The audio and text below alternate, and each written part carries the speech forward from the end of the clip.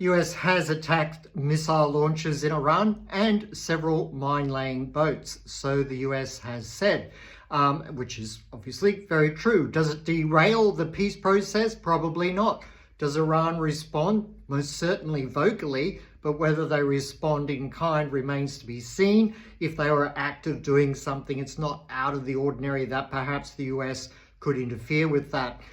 Reading between the lines, if you wanted to, though, CENTCOM did say, the US military did say they were defending their troops, which reading between the lines means US troops are getting very close to Iran.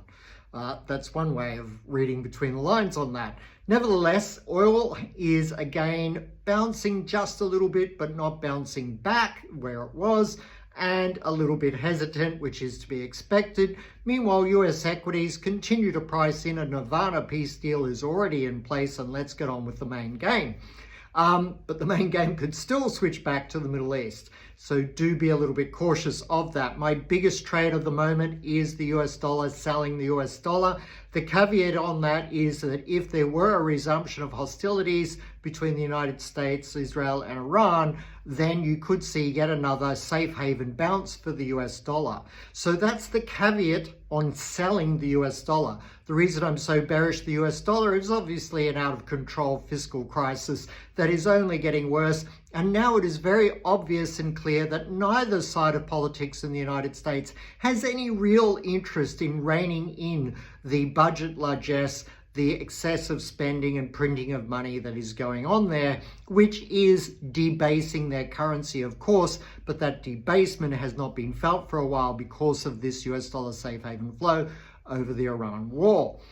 Therefore, if we get a peace deal with Iran, expect the US dollar to begin a multi-month, if not multi-year decline of 10, 15, or maybe more percent, which is huge in currency markets where you can safely use some degree of leverage, and therefore the market trading opportunity is immense in selling the greenback once we get a peace deal.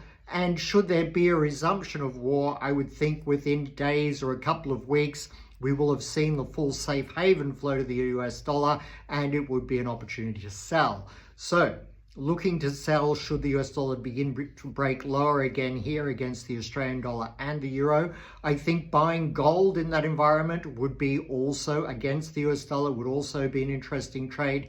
And if oil suffers a major sell-off, it may base, turn around, and also enjoy some US dollar weakness. And don't forget, the reserve tanks in Europe and Asia are starting to see the bottom, as in they are running out of reserves, and therefore that rebuilding of those reserves, and a whole lot of countries around the world are going to want to rebuild their strategic holdings of oil.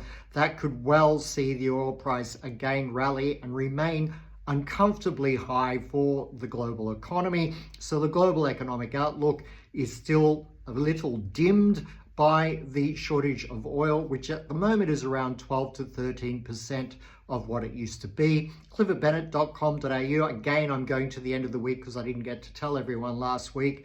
80% off sale ends in a few days' time. And also, if you take the yearly option there, you do get a performance guarantee where if it isn't met, I will refund you. cliffordbennett.com.au. My preferred trading platform is propx24.com. Thanks very much for listening. I hope it helps. All the very best.